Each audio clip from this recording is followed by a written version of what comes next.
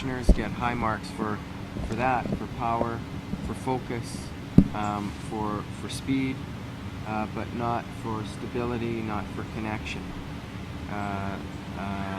and not generally for capacity to listen. Bagua practitioners get high marks for mobility.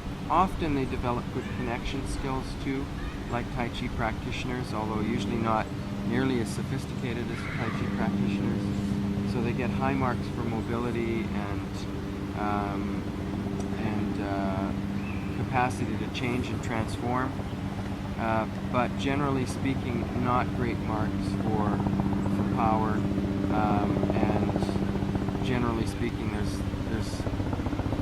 there's much to be improved in their ability to connect and understand the power structure and dynamics between two people. So, the same way, in a very sort of stylized, imposed way, and it will just become that. It will become the style. It will become very difficult to see the common root between the Tai Chi and the Bagua. So what we're looking for in this class is to kind of strip away all the superficial stuff and get down to what the common root is, and see if we can't find more possibilities in that common root, to build from. Just in the legs here. So there's kind of a springy quality between the two. Feel it?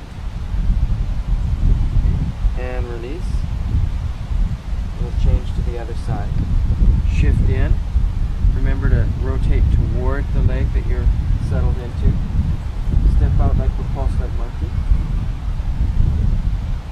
Now from here, a little bit of weight forward, 10%. Squeeze a little bit.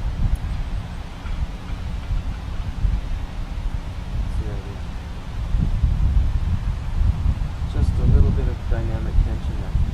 If you just release that, you can settle back into the posture. Try it again. Squeeze a little bit. Pulls in, it makes this one drop a little bit. Right? I think you're better off when you do this to really let it drop rather than to tuck it in. But in some of the old Xingyi writings, they describe it as tucking in the pelvis, a little more than dropping the pelvis. So, but not all of the Xingyi writings are consistent in that regard. So my opinion is that to do it more the Tai Chi way, to let it drop, is a little bit better. So what the difference looks like is if I'm here and I tilt it, it's going to do this. Some people like to do that because it creates an extra impetus to the movement. But I think let it drop and that impetus to the movement will still be there. Okay, so it's sleeve release, right? Push right towards me. So if she's pushing in and there's energy on both sides bound, and I release one side, it will want to spring and move. So she pushes in, same thing here, it'll want to spring and move. So we know this little skill called sleeve release. We create like a sleeve for the force. One side releases and the whole thing wants to move. Well, that's what I'm doing with the stance here. I'm creating pressure.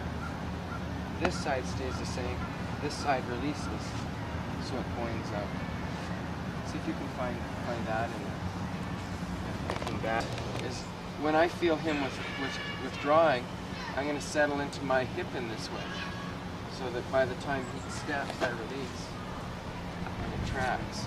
Doesn't he create that tension before you do that? In an integrated way. So I'm thinking in the Tai Chi mode here. So my hips are in the Tai Chi kind of way. Now he's retreating. Look, and I'm setting into that kind of Xingyi energy. Yeah. Sometimes people will do things like this. We're pushing hands and I'll get a shot in and retreat, right? So if Malcolm's thinking that way, he is getting shot in and retreat. I react to it by settling into my structure and then release. It's very powerful. So this is already fairly integrated theory here. So he's pat, boom, right, and it's right there. It's very powerful. So I'm not going to try to, it's like, oh, here this comes, I better settle into. And I'm so close to this that it's easy for me to come back to it.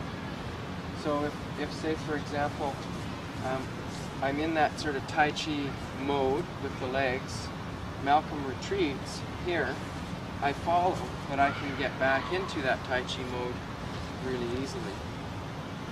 Do you see it? So we're not going to worry about not really putting my weight on the front leg. In Tai Chi we think we'll go forward, we catch ourselves on this, right? But here we're thinking, see? So when I release this one catches me, catches me, catches me. It's just like you move your standing leg forward. Yeah. Now, in form we continue on with white crane, but there's no reason from here, from this principle, we couldn't step into, right, into another position, right? So when we've got this kind of thing here, well, this can set us up into another position, right? So in form, in the Tai Chi form, we'll continue on to this movement and so on, but the potential is there to advance that in a different way.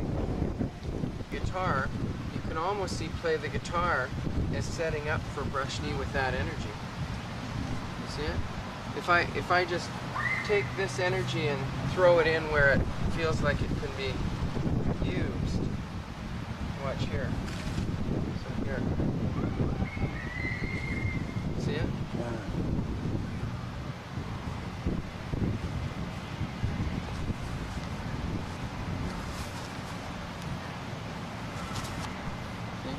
So that energy could be there.